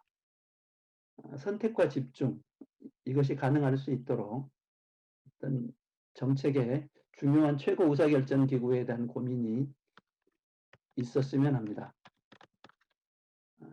세 번째로는 공급과 관련된 문제입니다. 온 국민 평생 장학금 등을 통해서 시민들에게 평생 교육의 물적 토대를 갖춰주는 것도 매우 중요하겠습니다만 지금 공적 영역과 민간 영역에서 제공하고 있는 평생 교육에 대한 평가가 필요한 것 같습니다. 특히나 세금이 투여되고 있는 공적 영역에 대해서는 엄정하고 정밀한 판단이 필요합니다. 프로그램의 콘텐츠의 수준이 어떤지, 관련 정보는 시민들에게 충분히 잘 전달되고 있는지 꼼꼼히 따지고 개선 방안을 마련할 수 있었으면 좋겠습니다. 쉬운 예를 하나 들어보겠습니다. 지금 현재 서울시의 경우 동, 구, 시 등 여러 레벨에서 다양한 프로그램들이 제공되고 있지만 이런 프로그램들을 통합적으로 손쉽게 파악할 수 있는 정보 플랫폼이 매우 취약한 상태입니다.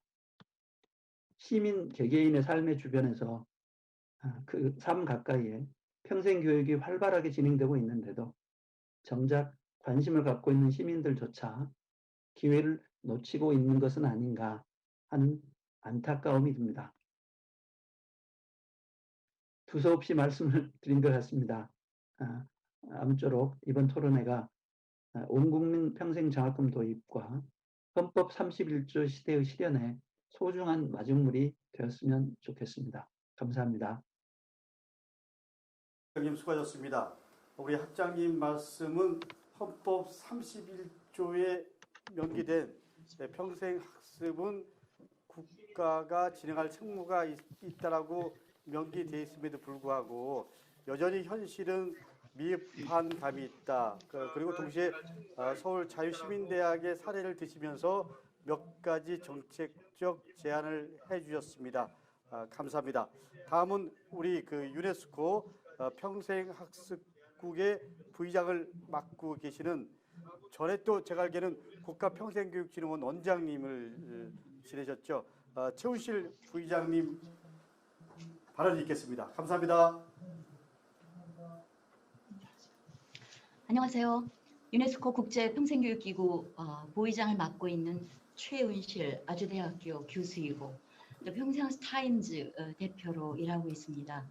먼저 오늘 이렇게 뜻깊은 저희 오랫동안 헌법 31조에 국가는 평생교육을 진흥하여야 한다 이야기가 있었지만 선언으로 그쳤던 감이 정말 아쉬움이 많았던 그런 헌법 31조 시대가 오늘 르네상스처럼 다시 부활하는 것 같아서 너무 감사드립니다.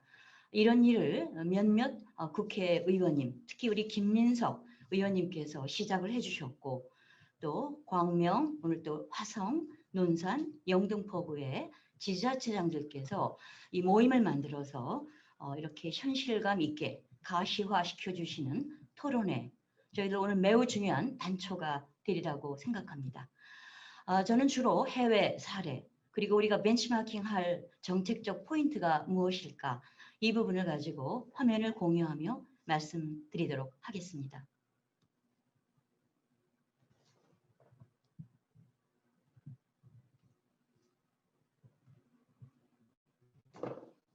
네, 명실상부한 헌법 31조 시대를 위한 한국형 온 국민 평생 장학금 도입을 검토하는 오늘의 토론회 발제에 대한 토론을 하도록 하겠습니다. 굉장히 오랫동안 저희들이 논의를 했습니다만 저는 전 세계적으로 이런 제도 자체는 금시초문입니다. 물론 현실적으로 우리에게 평생교육에 바우처라는 제도가 있긴 합니다만 이 제도를 전폭적으로 확대하고 온 국민의 시대로 열어가는 이 제도를 자칫 저는 우려합니다. 파퓰리즘 아닌가? 지금 기본소득에 대해서도 논쟁이 매우 뜨겁습니다만 이렇게 어려운 시기에 하필 온 국민의 평생교육을 위한 이런 장학금이 논의된다는 자체에 대해서 왜라는 질문을 던지지 않을 수 없습니다. 네. 평생학습의 본질은 전생에 걸친 모두를 위한 그 모든 배움을 함께 논의합니다.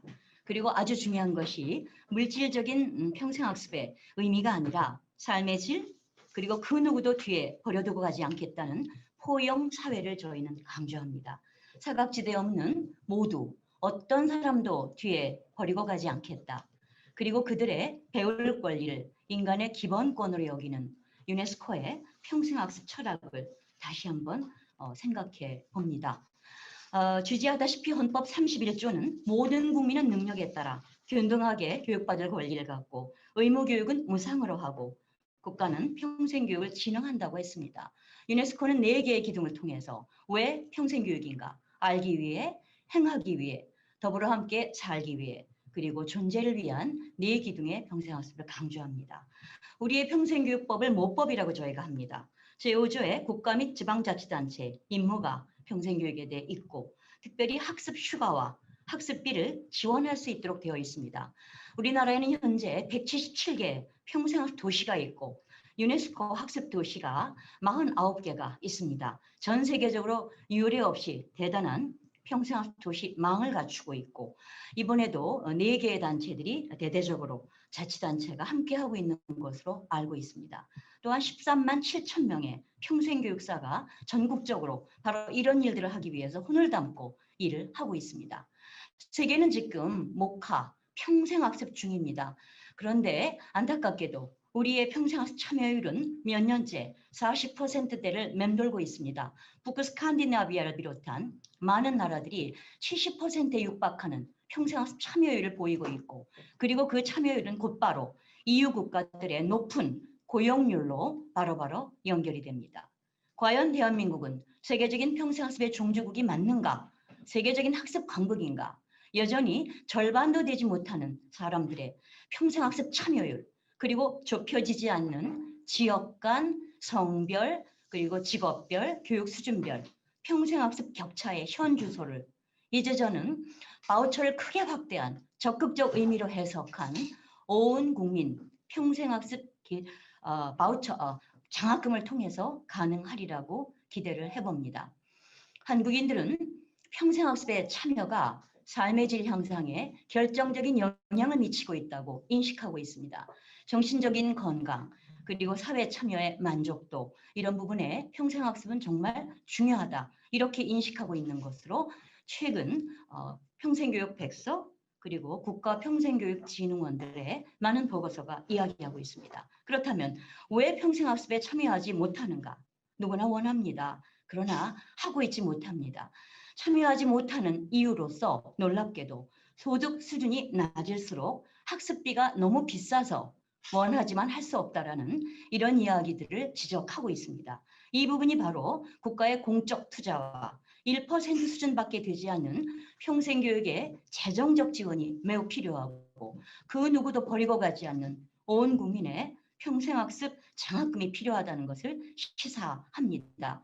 또한 지역별로 볼 때는 모든 분포가 경기와 서울에 압도적으로 높게 나타납니다. 수도권이 거의 절반을 다 차지하고 나머지 광역 지자체들의 평생학습에 대한 편차는 매우 높게 나타납니다. 또 생애 주기별로 볼 때도 전 생애에 걸친 평생학습의 지원이 절실합니다. OECD 국가 중에 한국인은 가장 늦게까지 일을 하는 이런 통계가 나와 있습니다. 실질 은퇴 연령이 거의 80세가 다 돼갑니다.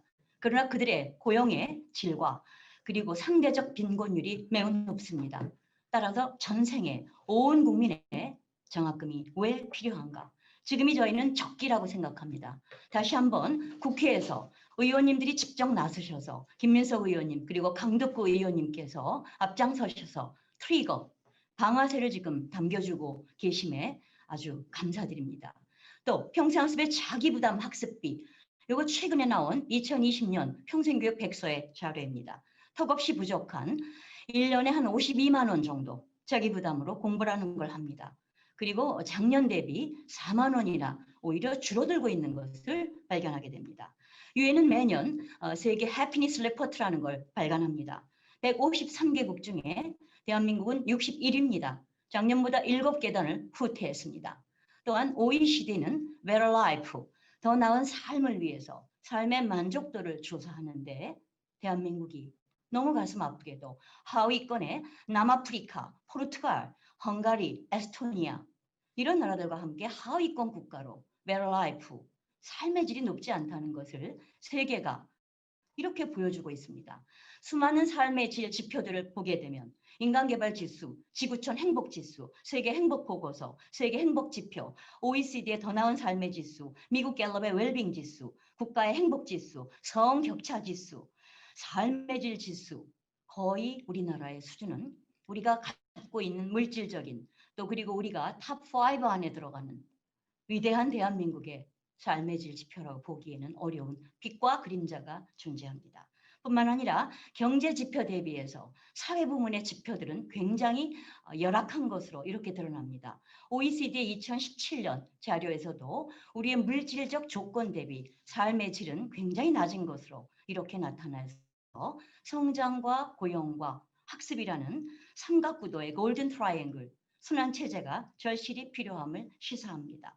세계는 포용적 성장과 지속 가능 평생학습 시대를 이야기하고 있고 바로 대한민국도 한국형 뉴딜을 통해서 그린 뉴딜 그리고 디지털 뉴딜, 휴먼 뉴딜을 지금 강조하고 있지만 실제로 평생교육은 여기에 가름하고 있지 못합니다. 또 국가 경쟁력의 분수령이라고 하는 미래 인재들의 역량 수준을 보면 OECD 국가 중에 우리의 수준이 그다지 높지 않고 하위권에 속하는 것을 보게 됩니다. 4차 산업혁명, 5차 인간혁명으로 분류되는 이런 시대에 미래 인재들의 역량을 강화하기 위해서 다시금 저희들의 확대된 바우처, 적극적 바우처인 온 국민 장학제도가 절실히 필요함을 보여줍니다. 그러나 우리의 교육비 투자는 EU 국가와 OECD 평균에 크게 밑도는 이미 유럽이 1960년대와 70년대에 도달한 GDP 대비 10%를 이제 우리나라가 2015년에 이렇게 도달했다는 것 자체가 굉장히 낮은 인색한 교육비 투자를 보이고 있습니다. 네, 전 세계는 지금 평생교육 바우처 사례를 보이고 있습니다. 이른바 인디비주얼 러닝 어카운트, 과연 효용성이 있을 것인가 없을 것인가. 아까 우리 박 교수님께서 굉장히 구체적인 분석을 해주셨습니다. 과연 이것이 만병통치 해결책일까? 아니면 판도라의 상자일까? OECD는 2019년에 싱가포르의 모든 국민에게 500 싱가포르 달러의 크레딧을 제공한다는 이른바 스킬 퓨처 크레딧 SFC를 강조하고 있고 이걸 통해서 굉장히 많은 것들이 이야기가 되고 있습니다만 여기에 저희가 자료로서 제시를 하고 굉장히 많은 시사점들이 있다는 걸 저희들이 보게 됩니다.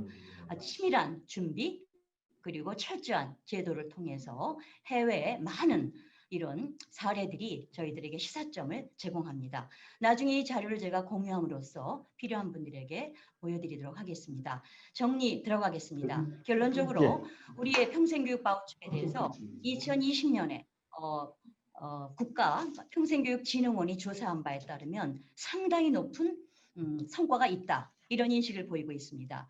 따라서 앞으로 이 바우처 제도는 온 국민 늘 배움 포털이라든지 그리고 평생학습 계좌제 등과 연결해서 현실적으로 가능한 이런 제도로 그리고 마지막으로 국가 바우처들의 제도와 동일하게 노동부라든지 이 보건복지부 등의 많은 바우처 제도와 연결된 현실성 있는 확대된 제도가 되기를 기대하면서 오늘 토론에 가름하고자 합니다. 감사합니다. 예, 우리 최훈실 교수님의 열정적인 말씀을 마지막으로 6분의 그 토론자 얘기를 다 들었습니다. 감사드립니다. 온 국민 평생 장학금 도입에 대한 시민 또 중앙정부 입장, 지방정부 그리고 학계의 관점 그리고 해외 사례까지 다양하고 의미 있는 의견들이 오가는 풍성한 공유되는 그런 시간이었습니다. 3시 반까지 하기로 돼 있는데 이미 3시 반이 넘었습니다. 그래서 우리 마지막으로 2분 정도씩 시간을 드리기로 했는데 1분씩만 시간을 드리도록 하겠습니다. 시간을 안 지키시면 제가 끊겠습니다. 그러면 먼저 김대중 우리 강대중 서울대 교수님 마지막 말씀 딱 1분 정리해 주시기 바랍니다.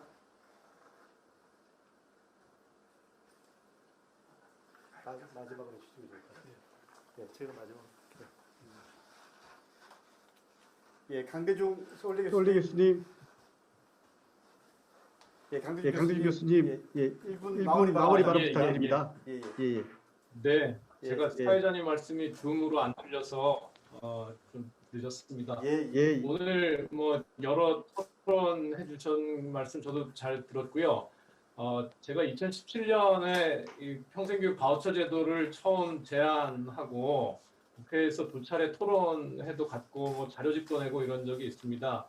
그때 이제 그 1년에 한 정부가 지금 문재인 정부 5년 하는 집권 기간 동안에 2천억 규모 정도로까지만 좀 확장했으면 좋겠다 이렇게 했는데 뭐 아직 뭐 몇십억 수준에서 머물고 있고 참여 인원 자체도 매우 작은 규모인 것 같습니다. 또 이 제도를 이제 도입할 때 충분하게 좀 이렇게 설계하고 도입을 못하고 그냥 정말로 이렇게 콩 튀기듯이 도입해가지고 박윤수 교수님 말씀하신 것처럼 이렇게 좀 잘 설계해서 연구를 좀 할 필요가 있었는데 그러지 못하고 이제 사후적으로 2년 한 뒤에 이제 효과 검증 연구를 한 차례 실시를 했었습니다.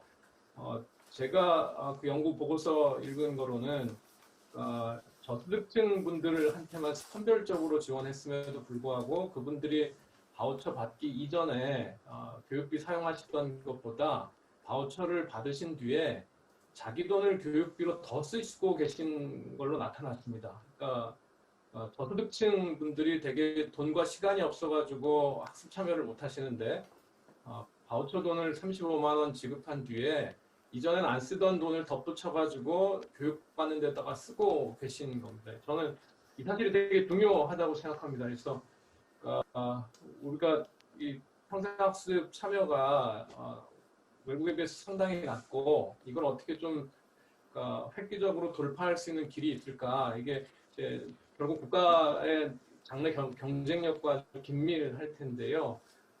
좀 재정 지원을 학습자들에게 해가는 길, 이거를 좀 전향적으로 국가가 조금 더 나섰으면 좋겠고, 교육부가 사실은 평생교육이 교육부의 아주 변두리 중에 변두리라서 뭐 별로 이제 관심은 없지만 교육부가 대표 정책으로 자랑하려고 그러면 또 평생교육밖에 없습니다. 그래서 바우처 제도 처음 도입한 뒤에 교육부 홈페이지 초기 화면에 바우처 도입한다고 아주 크게 배너를 띄워서 제가 아니 돈을 무슨 뭐 몇백억 쓰는 것도 아니고 다른 사업들에는 2조, 3조 이렇게 쓰면서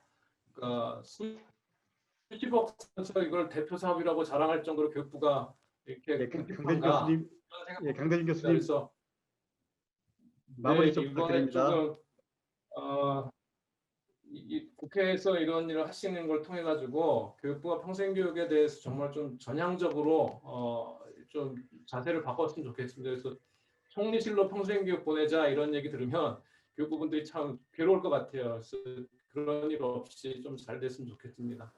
예, 예, 감사합니다. 감사합니다. 예, 우리 강대중 강대중 교수님 마무리 말씀 잘 들었습니다. 들었습니다. 다음은 다음은 우리 구현희 국장님 마무리 말씀 부탁드립니다. 가급적 시간 준수 부탁드립니다. 예, 네, 구현희 오늘 국장님, 오늘 너무 좋은 말씀 많이 들었고요. 또 의원님들 이렇게 지지를 해주시니까 굉장히 힘이 많이 생기는 것 같습니다. 저희가 이번 주에 열린 평생교육 훈련 체제 개선 방안이라는 좀 종합적인 방안을 하나 내놓을 건데 지금 오늘 충분히 논의됐던 내용들을 충분히 담기지는 좀 못했습니다. 근데 이제 원타임으로 끝나는 건 아니니까 저희가 계속 더 고민하고 검토해서 제도는 개선을 하고 방안 마련해 나가겠습니다. 그리고 아까도 말씀드렸지만 이 바우처 좀 더 확대돼서 진짜 많은 국민들이 평생학습 받을 수 있게 관련되는 모든 분들이 같이 좀 힘을 모아주시면 좋을 것 같습니다. 오늘 여러 가지로 너무 감사드립니다. 우리 구현희 국장님 1분 지켜주셨습니다. 감사합니다. 다음 우리 박윤수 교수님 마무리 말씀 부탁드립니다. 예, 오늘 여러 좋은 말씀 들어서 너무 감사했고요.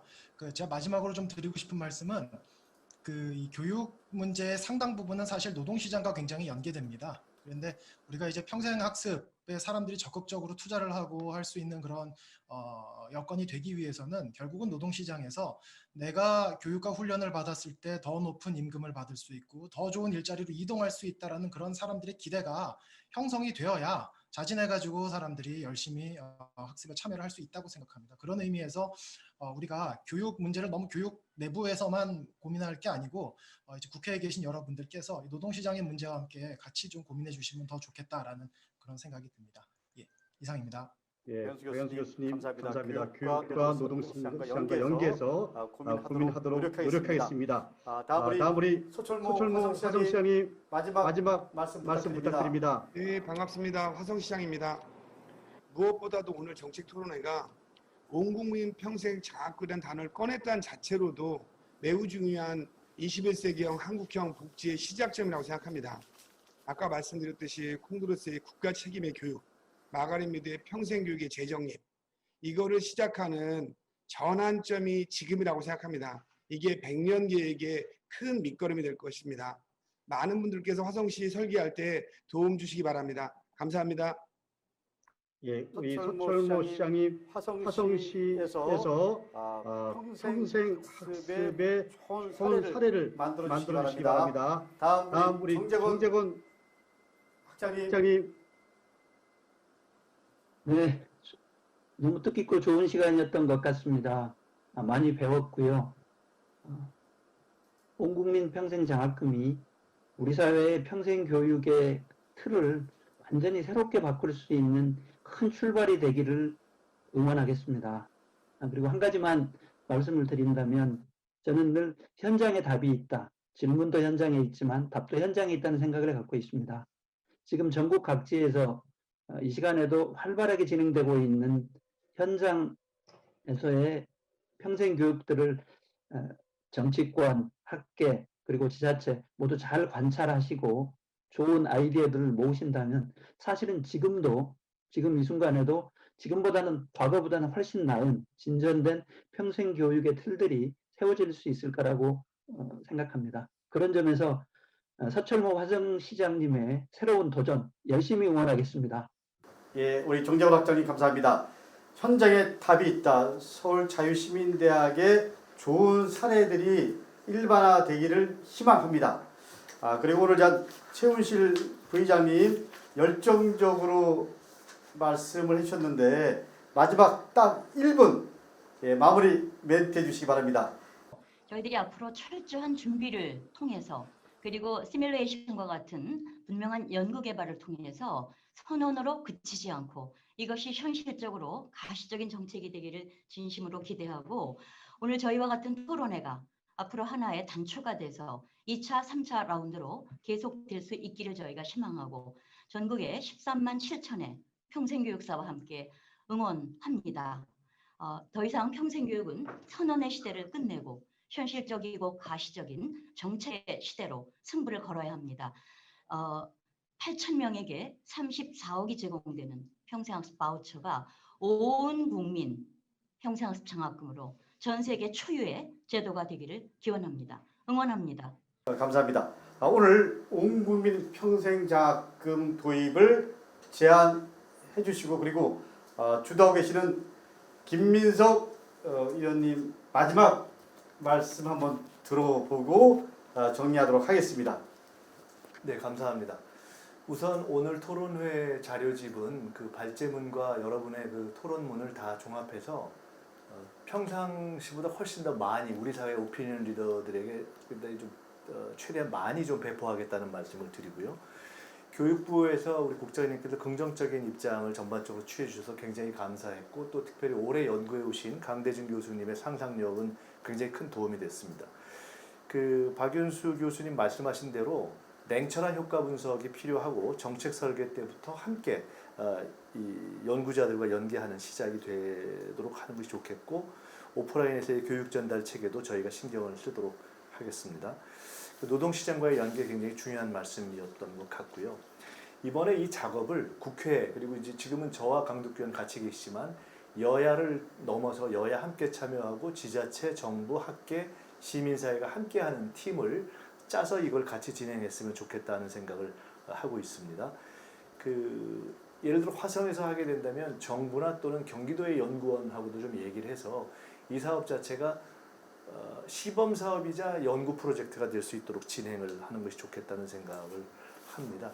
저는 개인적으로 우리 사회의 공교육, 그러니까 제도 교육의 혁신이 입시제도 때문에 막혀 있기 때문에 평생교육의 혁신을 통해서 공교육의 혁신으로도 갈 수 있는 것이 아닌가 하는 생각을 하고 있고요. 제가 이번에 당정청이 함께하는 K-뉴딜의 사회적 뉴딜 위원장을 맡게 됐는데요. 최근에 거기서 지금까지 빠져 있었던 인적 투자 부분을 다시 본격적으로 다룰 것이기 때문에 집권당 차원에서 그리고 당정청 차원에서 인적 투자 평생 장학금 문제를 제기하고 우리 강덕구 의원님 교육위에 계시기 때문에 함께 이 문제를 제기하겠다는 말씀을 드립니다. 화성이 대표적인 프로젝트가 됐으면 좋겠고요. 예산에 대한 확장은 당연히 저희가 해야 될 것 같고 오늘 토론회 직후에 평생교육법 관련한 각종 법과 또는 지자체의 조례 등을 포함한 법, 제도, 예산에 대한 후속 조치를 시작하겠다는 말씀을 드리고 끝으로 이것이 K평생교육으로 가는 어떤 역사적인 새로운 출발점의 획기적인 토론회가 되기를 바라고 저희가 최선을 다하겠다는 말씀을 드리고, 오늘 참여해 주신 모든 분들이 원팀이 돼서 새로운 출발에 함께 뭐 연구, 실행, 법안 등등 함께 해주셨으면 좋겠다는 말씀을 드리고, 그러니까 최선을 다하겠습니다. 고맙습니다. 그러면 자, 마무리하도록 하겠습니다. 오늘 발제해 주신 김민석 의원 그리고 6분의 토론자께서 공통적으로 해주신 말씀이 있습니다. 헌법 제31조에 나와 있는 평생학습, 평생교육은 국가가 진행할 책무가 있다. 사실 이렇게 국가가 평생교육, 평생학습을 진행할 책무가 있다라고 헌법에 명기되어 있는 나라가 거의 없는 걸로 알고 있습니다.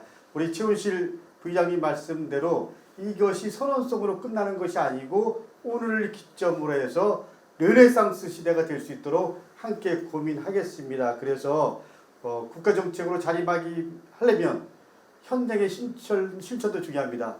국회, 중앙정부, 그리고 지방자치단체, 의회 함께 노력을 하겠습니다. 학계에서도 함께 해서 이 국가 평생학습이라는 큰 틀의 비전을 만들어 가는 그런 시작을 알리는 토론회가 됐으면 하는 게 저희들의 바람입니다.